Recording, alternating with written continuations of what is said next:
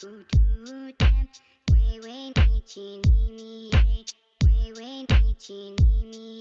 the east to the west to the north to the south, Anishinaabe Ogeechee in the house.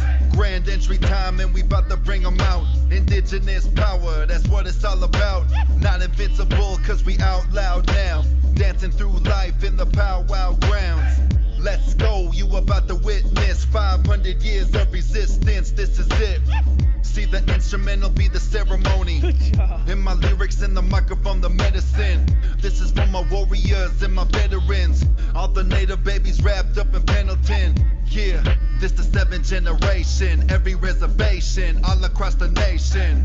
Just know what I spit's hot. I let the people know this is indigenous. Hip hop, hip hop, hip hop, hip. Indigenous hip hop, hip hop, hip hop, hip. Indigenous hip hop, hip hop, hip hop, hip. Indigenous hip hop, hip hop, hip hop, hip hop. From the west to the north to the east to the south, Father Scott and Mother Earth, you can hear me singing loud, standing strong behind the vets who serve their country proud. Gonna walk into one Dakota, Kitita in the house, rocking my mocks to rage, you know I'm rocking my locks, rocking the spot, two-stepping and I hop and I drop, draped and dripping in ribbons and beads as I pop and I lock, steadily move my feet to the beat. This is indigenous hip hop. Tios Paeo, Nitiwan Waachia, come in and dance for your clan and show them how you move. Next generation, here we stand and we got something to prove. In constant battle with the man, we have everything left to lose. So we're screaming, get back to land. We'll actively count cool. Racists wanna be a band till they actually fight in the Sioux. Together we organize a plan, kicking the knowledge of elders do. Collabing with Thomas X, my mans, represent Fresh Rap, that's the crew.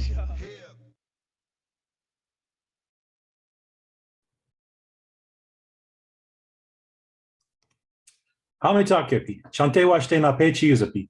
Itazip cha wantala Lakota machiapi na Waindushno washichu machiapi. Hello, my relatives. I greet you all with a good heart and a handshake.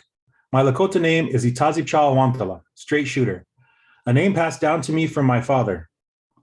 Oops, hang on, technical difficulties. There we go. I'm better known as Wayne Ducheneau. I'm the Executive Director of Native Governance Center, and I'm calling in today from the beautiful homelands of the Cheyenne River Lakota. On behalf of the Native Governance Center, I want to thank you all for joining us today. Native Governance Center is a Native-led nonprofit that supports Indigenous changemakers and tribal nations. We encourage you to learn more about our programming by visiting our website, nativegov.org, or by following us on social media at NativeGov. Today's virtual event, Beyond Land Acknowledgement, will provide you with an overview of why it's important to move beyond land acknowledgement and toward meaningful action. We'll take a close look at 3 case studies: Indigenous land return, voluntary land taxes, and showing up at Native-led protest movements. Moving beyond land acknowledgement is a topic that resonates with me personally because I know that land acknowledgement is just the first step in a movement that would see more people understand the historic, contemporary, and future importance of Indigenous peoples across the world. I don't know about you, but I'm excited for today. A few housekeeping items up front. First, I'd like to remind everyone to submit questions for our Q&A portion using the Q&A box on Zoom or the comment section on Facebook. We'll transition to a Q&A at 12:45 p.m. Central Time. Second, this event is being closed captioned. You can turn on closed captioning if desired using the button at the bottom of your Zoom screen. And finally, I'd like to give recognition to our sponsors. Thank you to Anderson Realty and REI Co-op for helping make this event possible. I'd like to shout out Carleton College, whose mission is to provide an exceptional undergraduate liberal arts education, for the generous support. And last but not least, thank you to API Group, a market-leading business services provider for their safety, specialty, and industrial services, for supporting our 2021 virtual event series. We're going to start today's event with a short presentation on Beyond Land Acknowledgement basics that I'll run us through, and then we'll follow it up with our panel discussion. So what is land acknowledgement? Land acknowledgement is an effort, let's go for the slide, sorry.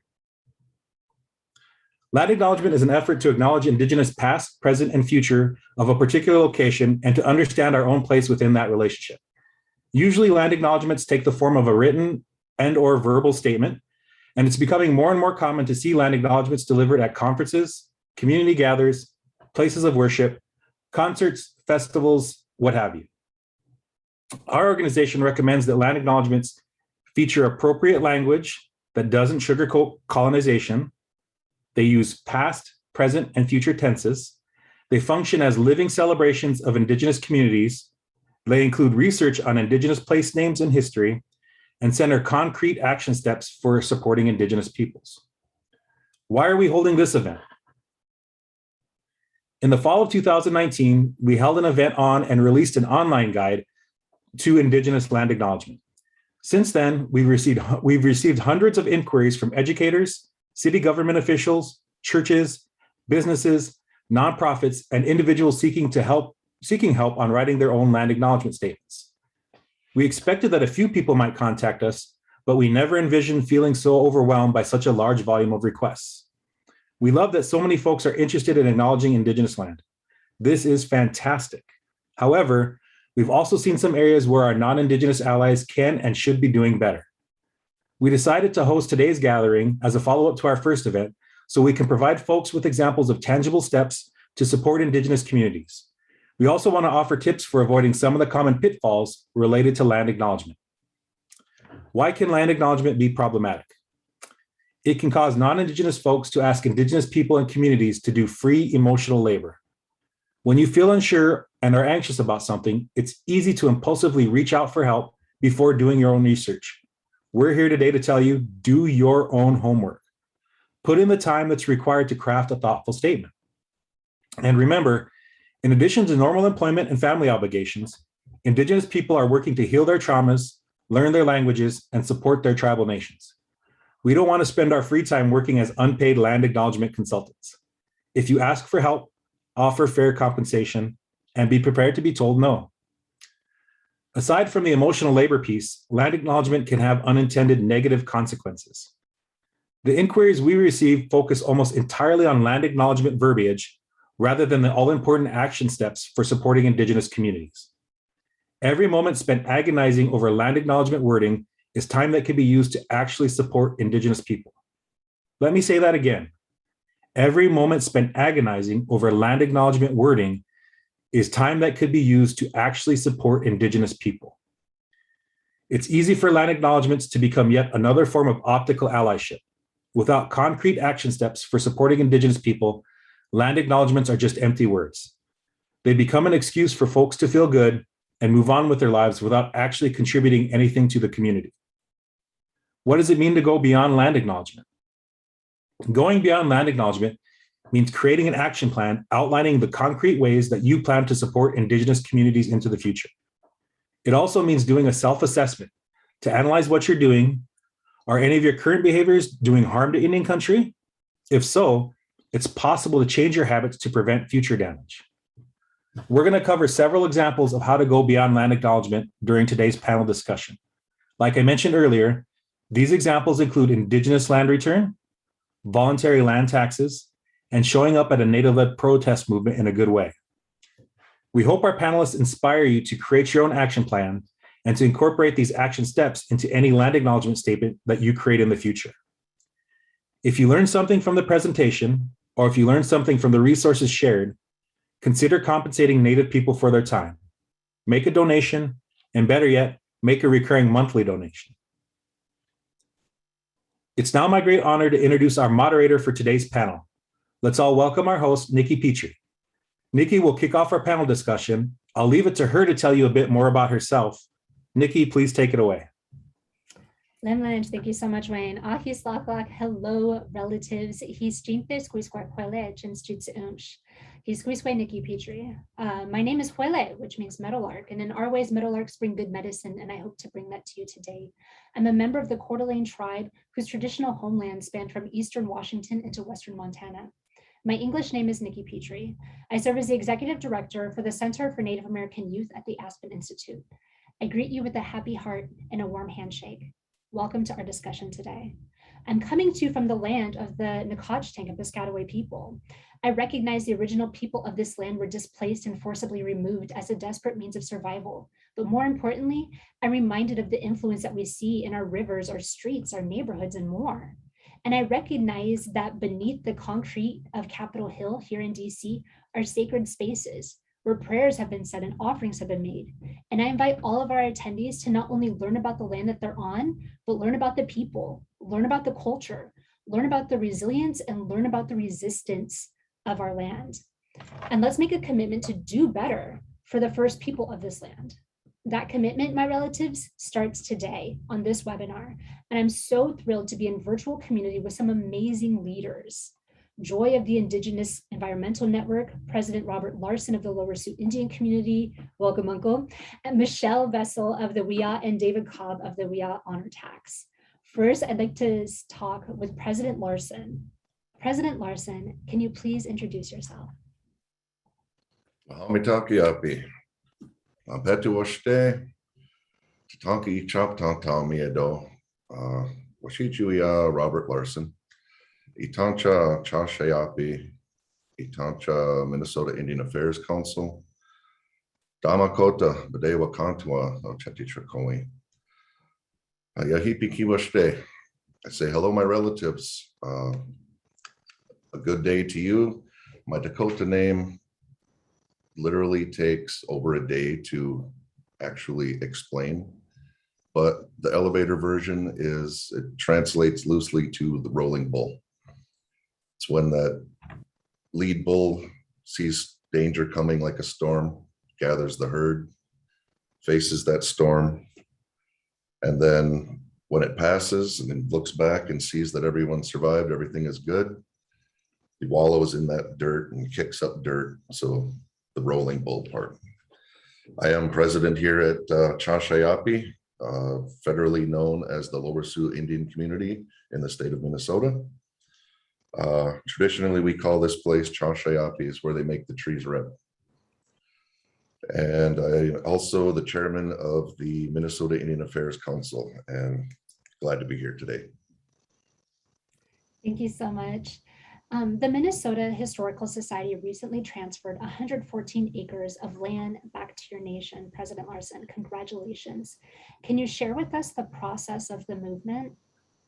Pidamia, thank you for that. Yes, the process actually began in the early 2000s. My aunt and my uncle were on council back then, and MHS was going through some budget problems with the state, and potentially there were sites that were going to be closed. So the Lower Sioux Agency was one of those sites that was potentially going to be closed. We had a meeting and came up with a management agreement that the tribe would manage the site so it could stay open because of the significance, not only to the Dakota people, but the state of Minnesota. This is the beginning of the War of 1862, was right here. So we wanted to keep that open. In those talks, they said, well, if you can show us you can manage it, perhaps we could turn it over someday to the tribe. So as the management agreement went, they started to talk a little more about the transfer. And it got all the way to the public comment period, where the local township spoke up and said they didn't want that transfer to happen. And that was 2004. And that's where it stopped. I was elected in 2013 the first time, and talking with my dad and aunt and others that were on council back then, you know, we talked about there was a possibility of expanding our land base. So I thought, well, maybe that's something that I brought back to our current council, and actually speaking with my dad, he said, really, you might not want to waste your time with that, just as how the process went then. But we reached out and nobody at MHS said, no, we don't want to talk about it. They said, yeah, let's meet. So we put it out there. We gathered with their executive director then and a lot of the higher ups, and Ben Gessner, who worked at the site quite a bit, works for MHS. We just, initial talks were, can this happen? All right. So nobody was opposed. We also brought in two of our local legislators, Senator Gary Dames and Representative Paul Torkelson, and brought the idea up to them, and they were all for it. They actually said, if there's anything we can do, let us know. And they wrote us up a letter, and we're ready to champion that at the legislature.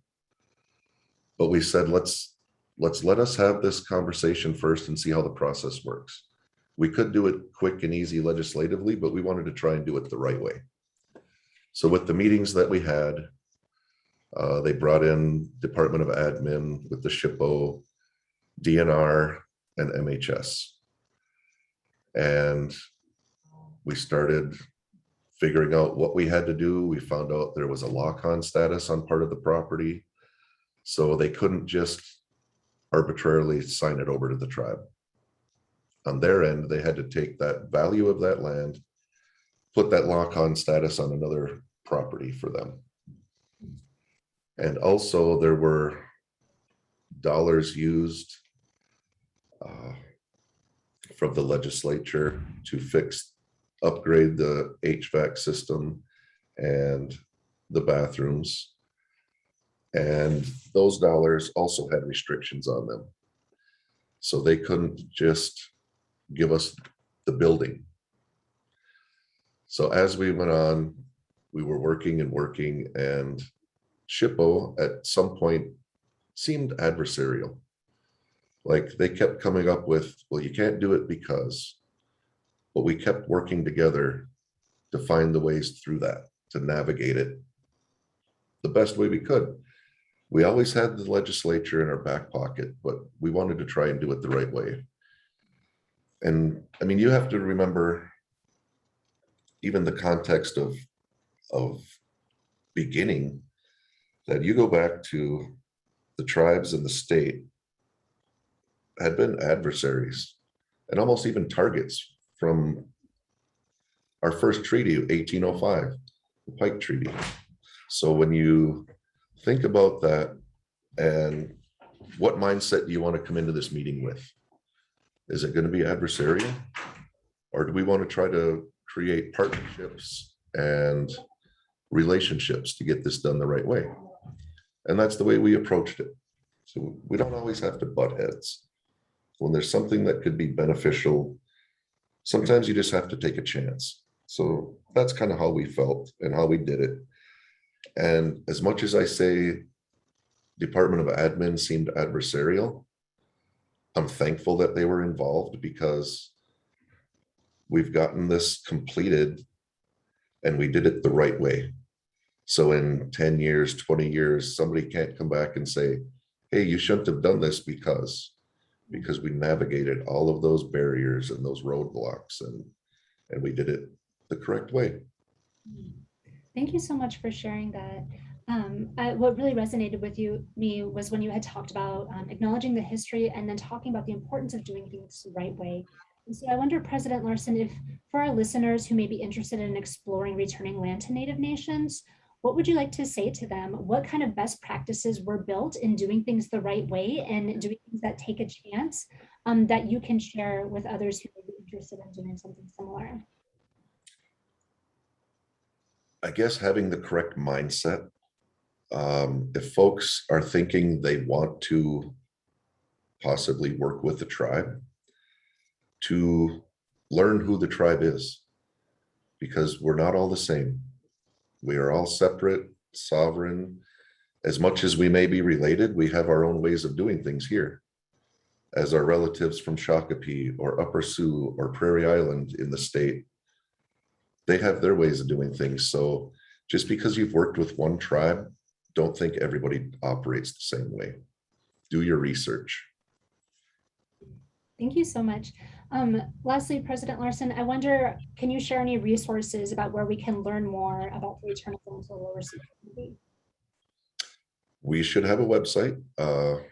Most places are up to date now. We can always contact the tribal historic preservation officers if that's available on each tribe. They're a great resource. They have the cultural and historical backing and information that you might be looking for. Thank you. President Larsen, thank you so much for your leadership and for sharing a bit of this amazing historical movement with us. I'm going to shift gears now and turn it over to Joye. Joye Welcome. I read in your biography that you share that you are a radical grandma, a title that I would love to have one day. Can you please tell us a bit more about yourself? Ampetu waste happy, chante waste na peti yuza happy, wambly weekly, imachi happy, Cheyenne River imataha. My Lakota name is Eagle Feather Woman. American or English name is Joye Braun. Braun will be changing to LeBeau again because going through a divorce. Yay! Yeah, a radical grandma. I hope everybody gets to become a radical grandma or radical grandpa sometime. I'm the National Pipelines campaign organizer with the Indigenous Environmental Network. I worked for many years fighting the Keystone XL pipeline and also the Dakota Access pipeline, organizing with that. I was the first camper up at Standing Rock along with my cousin, Wiyot Eagleman. Wiyot's from Rosebud and I'm from Cheyenne River. So it's good to see everybody today. And I'm calling in from my homeland. Hi, Wayne. Wayne's just down the road. Cheyenne River in the house. No. Thanks so much. Can you share and talk about your role as a national pipeline organizer? Yeah, so like I said, I worked with Keystone XL and Dakota Access Pipeline, but you know, and we're still fighting DAPL. Keystone XL is a zombie pipeline. We still have some litigation with regards to that and with regards to president executive orders and whatnot, that's still moving forward with Keystone XL. Always got to keep an eye on TransCanada. And of course, we looked around, and of course, Line 3, it's happening right now in Minnesota. And before Line 3 was Sandpiper. And of course, we had beaten Sandpiper before. But with Line 3, it was it definitely heating up big time right now. And of course, we looked around the country and we realized that there's other pipelines that are threatening Indigenous communities that are not getting the attention that they deserve. So like Line 5 up there in Michigan, absolutely being ignored by the president and the United States with regards to treaty rights and Indigenous sovereignty. And then of course you have Mountain Valley Pipeline down there in the Virginias with our Cherokee relatives and other relatives down there that are, their lands are being threatened. And again, and we even, Cheyenne River even sent our tribal historic preservation officers there a few years ago and found Dakota remains and cairns and things there. Unfortunately, Mountain Valley has since gone over and destroyed those. So these pipeline threats are definitely out there. Remember, if we can stop the pipelines, those are a conduit for fracking and other tar sands and other things that are threatening our tribal sovereignty and our nations, our people. Thank you, Joy, and thank you so much for your amazing work. You had talked a little bit about what movements you're currently working on. And I want to also talk about, I know that there are times where intent may be good, but impact isn't. And so can you talk with us about allies and folks who want to show up and join in combating the pipeline movement? What's not helpful? Oh, geez, what's not helpful? Savior, being a savior, thinking that you know what's right. So a lot of times our people will show up and they'll come up into a movement space and say, I got all these ideas and we're going to do it this way. And they're not listening to the people on the ground. They're not listening to the frontline communities. They're not listening to the Indigenous voices and what works for their communities. So being a savior is not what we need. We don't need you to be a savior. We need you to show up and be a body. We need you to show up and probably take that arrest because let's face it, as Indigenous people, there's only so many of us. We may be a growing population with over 50% of our populations under the age of 30, but there's only so many of us. So we need our allies to show up and actually take that arrest, be willing to take that assault. But don't be a savior. Don't think that what your idea is going to be the best idea. It may be, but realize that we're not there to tell your story.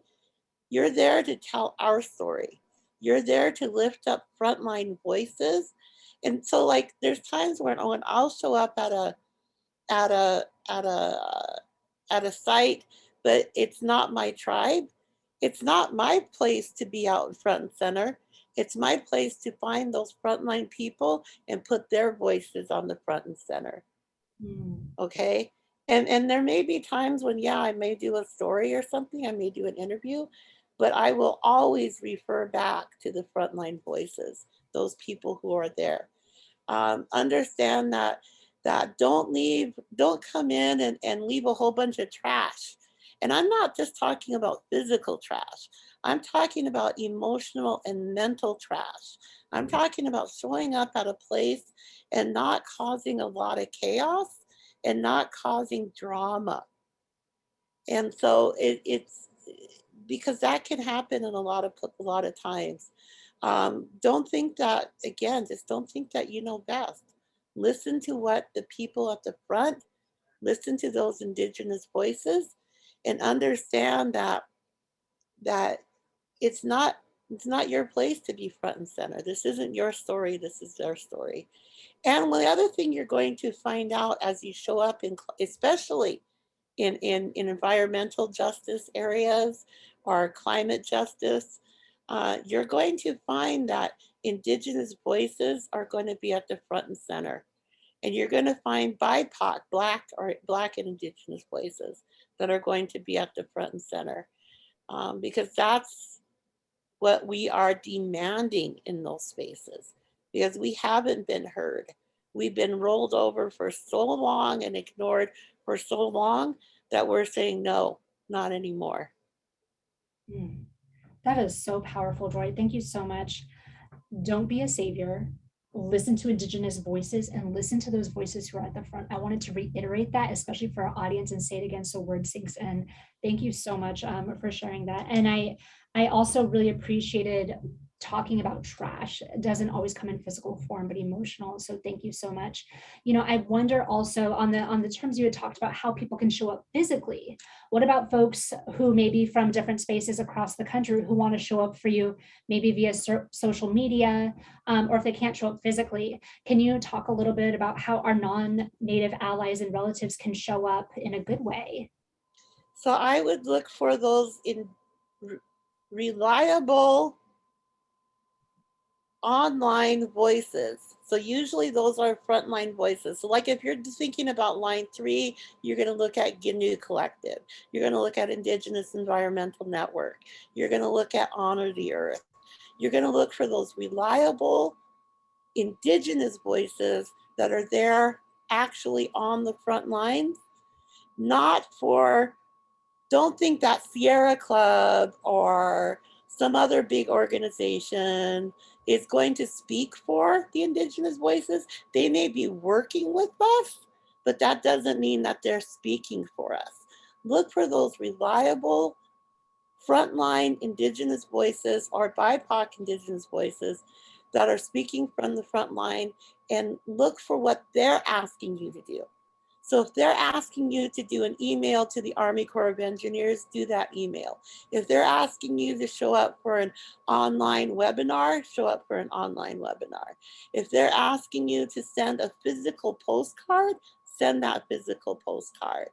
If they're asking you to do solidarity actions in your hometown, even if that means showing up on a street and you're by yourself holding up a sign, Lord knows I've done that 100 times. Do that. Have the courage to speak to your friends and your family, to also go to those reliable online Indigenous frontline voices to hear what they're asking you to do. Thank you so much, Joy. That is so powerful, and you directed to so many good resources too, including GNU Collective, Honor the Earth, and so much more. So I hope that if folks aren't following them on social media, that they take word and go ahead and start following as well. I also want to invite those who may have questions on Zoom and then Facebook Live to go ahead if you have any questions so far for Chairman Larsen, for Joy, our radical grandma. Please feel free to put them in the chat. Thank you so much. I'm going to shift now over to Michelle and David. We're going to come to you next. Can you please introduce yourselves? Hello, my name is Michelle Vassel. I'm the tribal administrator for the Wiyot tribe. The Wiyot tribe is in Northern California, and by Northern California, I mean about 6 hours north of San Francisco. I have just behind me in my visual, something that we're working on right now. We have an opportunity to undam the Ill River. As you can see behind me, it's completely almost dried up. And we're in the process right now of relicensing 2 dams that divert our water to south of us along the Russian watershed. So we are definitely trying to get the word out on the street that these dams are being relicensed and we have an opportunity to bring them down. David, do you want to? Gia, and that is Gaelic, a simple greeting in Gaelic. And I say that because I recognize that I am speaking to you as an uninvited guest on unceded Wiyot territory. But I know from my own study that the last time my ancestors were in right relationship with Mother Earth were when they were in Scotland and Ireland, and they were victims of colonization and driven off of the land by the English Empire. And then my ancestors came to this continent and drove people off of their land. And I say that to really level set this, to take Dr. Larsen's challenge to heart, to say that we have to actually talk about this conversation honestly and with integrity. And as Michelle constantly reminds me that the work that she and I are doing and the Wiyot tribe and Cooperation Humboldt are doing is really to heal this land and to heal each other, right? So I say that with humility. I say that not as a savior and not as somebody who's here to be saved, but because I know that working with Michelle and the Wiyot tribe is how I can get in right relationship in this land, because I may be an uninvited guest, but I can at least remember the teachings of my mama and my radical grandma, Joy, who said that when you're a guest somewhere, act right. And so I'm doing my best to learn how to act right in this land. Thank you both so much. The Wiyot Honor Tax is a voluntary annual tax that goes directly to the Wiyot tribe. It's a way of recognizing and respecting sovereignty of Native nations and implementing the United Nations Declaration on the Rights of Indigenous People. This is a tax out of respect for Native sovereignty and a reminder to all of us that we're all on Indian land. And so I wonder, Michelle and David, can you tell us about what your role was in establishing this tax and talk about how it works? So I'd like to just kind of talk a little bit about the way in which, or, you know, what, like how honor tax is connected with sovereignty. And so if you can imagine, Wiyot people lived in this area for tens of thousands of years, maybe longer. And we didn't need anyone in this area. We didn't have the way that Wiyot people lived in harmony with the land is, you know, how they survived here for, you know, hundreds of thousands of years. We have over time been disconnected from this land. So if you can imagine, you know, traditional villages, people hunted, gathered in all of the space that we now call Humboldt Bay and the rivers around it. They traded locally with other local tribes. We were actually connected with a large trading network throughout the Americas. We used a type of money called dentillium. There was this way that there's relationship with the land. Well, when settler colonialism happened, it disrupted that.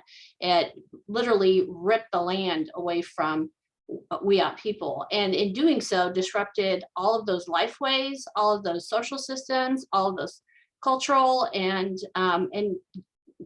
ways that the government did business.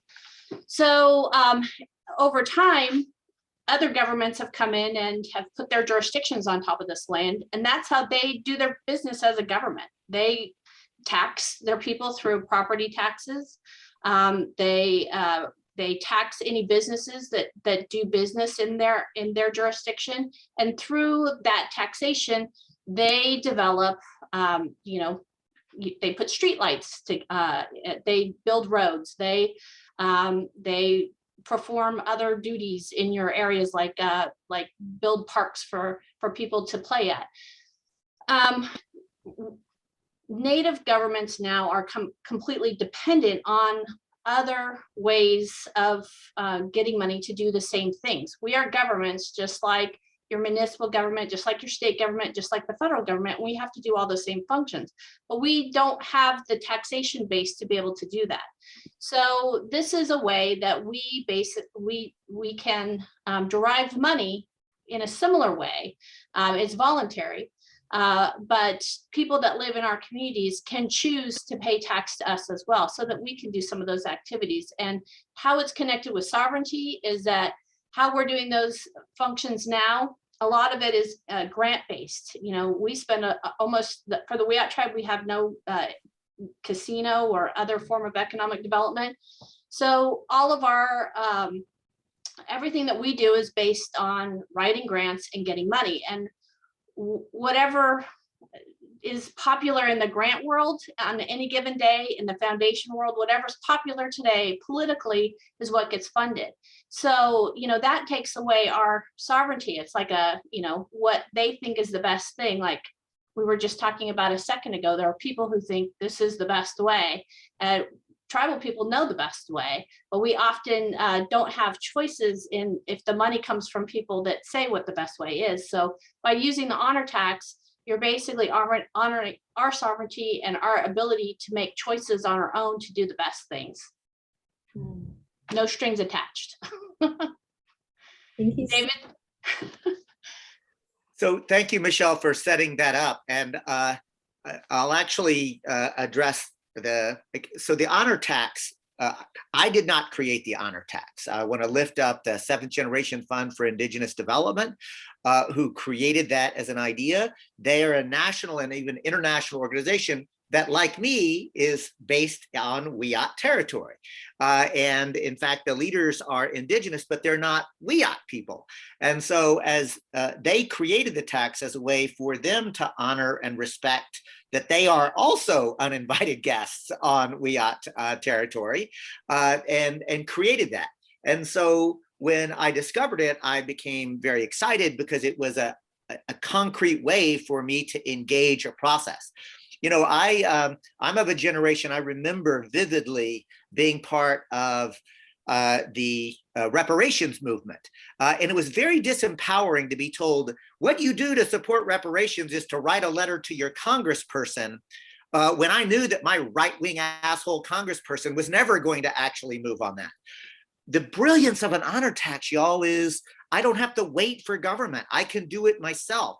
And so, and I say with humility but candor, when we formed Cooperation Humboldt, made a commitment publicly that we would pay 1% of our entire gross income to the Wiyot people as a tax, and it is absolutely a tax, but it is not a charitable donation, is to respect and honor the sovereignty of the Wiyot people who have governed this place and managed this place correctly in balance since time immemorial.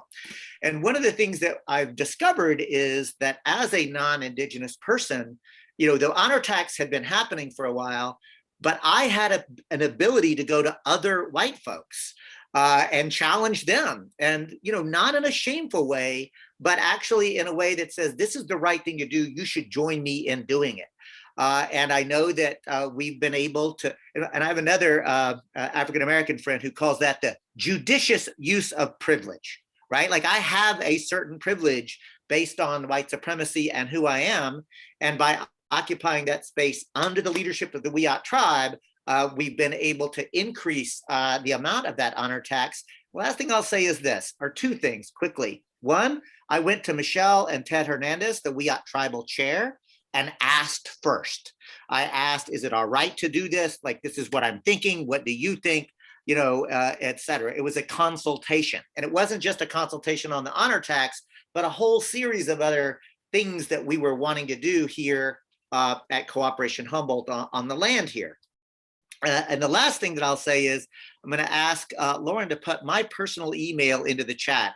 As a non-Indigenous person, listening very carefully to Dr. Larsen's exhortation not to ask Indigenous people to do emotional labor. If you are feeling like you're struggling a bit and you need some help, please contact me. I'd love to help you, like share with you like what I learned and so forth.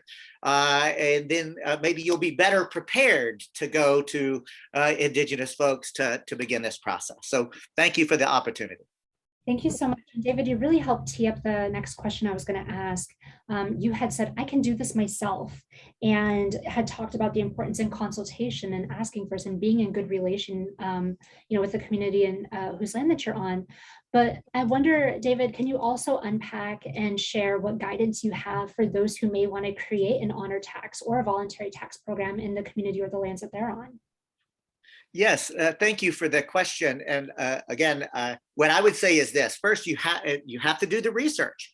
Luckily, there are great tools available now. Now, none of these tools are going to be completely accurate because the sort of like where the boundaries are get blurred because of how Indigenous folks here on this continent had sort of fronteras and how those sort of came together. But there are some great resources, and if you go to honortax.org. You can find some of those, and you can literally just put in where you are, and you can find where those are. The second thing that I'll say is part of that research has to be really to proceed with deep and sincere humility, because there is a lot of intra-tribal politics and it's not my place to solve them. It's not my place, but I have to understand them so I can proceed appropriately. And so those are the two things that I think the most important, like do your research to figure out, not just historically, but do your research now and try to find out like what's happening here. You don't want to step into and kick a hornet. Where I'm from would say, you don't kick a hornet's nest, right? Like I don't want to make things more challenging when I'm trying to be helpful. So those are the two things that come to my mind. Thanks so much. I would love to bring everyone back into the discussion now. And these next questions we've received from Q&A so far. So again, if you have any more questions, please drop them in the chat for us. This question's for everybody. Why is it important for non-Native people to go beyond a land acknowledgement?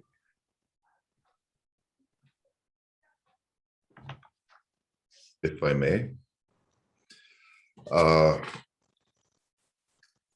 An example I have is we have a new president of the University of Minnesota, President Gable. She reached out to the 11 tribal nations here in Minnesota and asked for introductions and a meeting. So, I mean, we have meetings, like I said, the Minnesota Indian Affairs Council. Through COVID, we met weekly, if not more often at times, the 11 tribes. So we accepted a meeting, and that's what they wanted to do. They wanted to work on a land acknowledgement.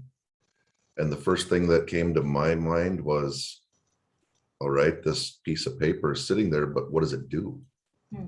So we asked, we challenged, like, where's the action? An apology or acknowledgement is one thing, but what are you going to do next? And I suggested, what about free tuition for Dakota children, students? You're on Dakota land, or all Indigenous students. So that question's been posed, and we actually are scheduled to have a meeting with her at 2 o'clock today. So we'll see what happens. I hope she's watching. Thank you so much, President Larsen. I wonder, Joye, I'm going to turn this question to you. What type of support are you seeing at the front lines? What is most pressing and how can non-Native people support?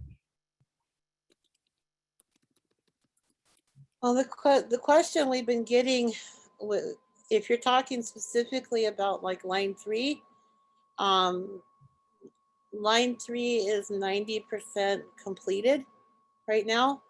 And so they are asking for bodies. They're asking for people to show up. Right now, if you happen to be in St. Paul or Minnesota or Minneapolis, you can show up at the Minnesota State Capitol starting, I believe it was yesterday. They were doing 4 days of ceremony at the Capitol. So you can show up there.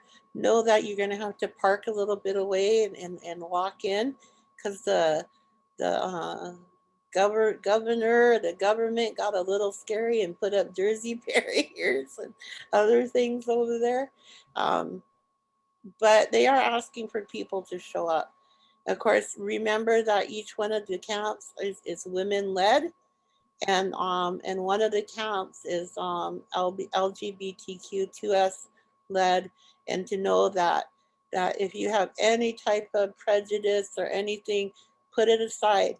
Put it aside and don't bring your patriarchal attitudes. Remember to go in a humble way. And remember, humbleness doesn't mean debasement. I want you guys to remember that. Humbleness does not mean debasement. I've seen so many people come and they get all scrunchy. Oh, I'm so sorry. And they'll act like that. That's not humbleness. That's not being humble. That is actually martyrdom syndrome. And we don't need that martyrdom syndrome. We need you to be humble. We need you to work on the stuff that you need to work on. Work on your isms, work on your prejudices. When it comes to like line 5 and Mountain Valley Pipeline, line 5 is there's some things that are going on. Mostly I would ask you with line 5 is to learn the issues of line 5. Learn about what it means to, because they're again touting this as a replacement.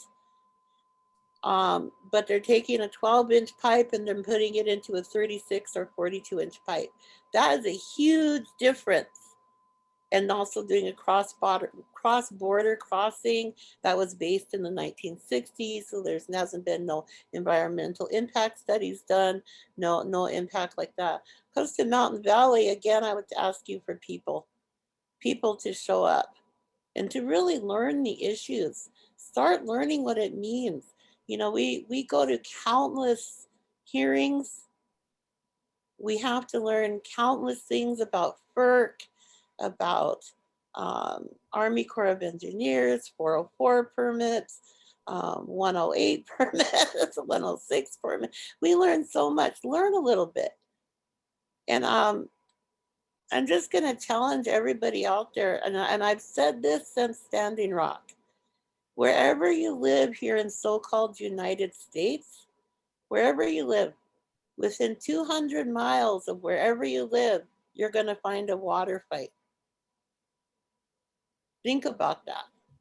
Whether that's a pipeline or LNG project or uranium mining, coal mining, gold mining, mountaintop removal, coal ash, you are going to find a water fight. Flint, Michigan. There's a lot of Flint, Michigans out there in so-called America. Look around. Thank you very much, Joy. President Larsen, you had talked about the university, and the question was posed about what institutions of higher education can do in moving to be in good relation with Indigenous neighbors. I absolutely love the recommendation of offering free tuition. I wonder if you can talk a little bit more about what higher ed can do to really be supportive of the movement for Indigenous people. Certainly can. One thing, another initiative that they've done is hired more Indigenous staff at higher positions. Not just the folks that have to walk around and do things, but the folks that help make decisions. They've hired Professor Tad Johnson, who is or was, I don't know if you're ever not anymore, but he was a lawyer. He's worked in DC back in the 70s. He's from Boys Fort here. Very, very in touch with the tribes. We meet often. And he is, between him and former chair Karen Diver, they are now staff with direct reports to the president of the university. And Karen Diver was chair of Fond du Lac and also worked under Obama. So those kind of folks, if they can get those into actual higher staff positions, a great way to do it. Thank you. Speaking of electing in the appointed positions, this question's for the entire group. What would the confirmation of Charles Sams as the National Parks Director mean to all of you?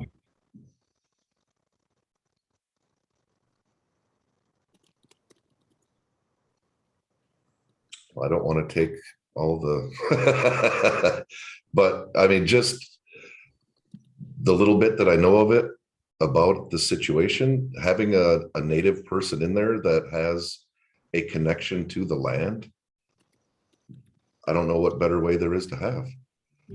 Just like our Secretary of Interior, someone that actually is in touch with Native people. I think it's a great thing. Would anybody else like to weigh in? I'm just hoping that there's more opportunities coming with to co-manage some of our national parks and you know, opportunities to gather in national park space and use national parks for traditional practices. So, you know, I can't, when you have someone in a leadership role that's connected with the community, that definitely improves the opportunities to make those things happen. So I'm hopeful. Mm-hmm. Thank you. Well, I'm hopeful too, but I also want to see what what actually is going to happen. I want to see results. Right. And of course, being able to get into our into many of our sacred sites free is a good thing, because a lot of times we've had to pay in the past. My mom and my uncles for years, over 20 years, had to negotiate with national parks just to get into our sacred sites for ceremonies. So this is a good thing as far as getting, you know, but I want to see actual results, because every president has their own agenda, and that agenda trickles down. So I just kind of want to see what's going to happen. I'm cautiously optimistic. Thank you. This next question is also for everybody. How can arts and cultural organizations, agencies, nonprofits, art commissions, etc., contribute and advance Indigenous communities? So in a bigger picture, what can orgs do to show up for you? I guess it kind of goes back to how can orgs be in best relation or be a good relative to you? I'll throw out there, I mean, the reason I brought David Cobb onto this call is because Cooperation Humboldt has been a good partner with us. You know, they, and some of those elements are that, you know, they come to us when we have put out a call for action, they've showed up. And that's how we over time developed a real relationship with their organization. And, you know, further, if they have some ideas on something that they want to do, they come to the tribe first. They don't just go off doing something without talking to us in our name, you know, which is a problem that happens out there in the community a lot, actually. But, you know, they've not only come to our staff, but taken things to our council for, you know, formal approval before we get started on moving in any direction. But I think being in partner with an organization means that, you know, you're not just coming to say, oh, well, we talked to the tribe and therefore it's a go, you know, but it's actually continuing that relationship throughout the process, that you're not going too far, or you're not stepping on anybody's toes, or that you're fully understanding the relationships, or, political things that are going on.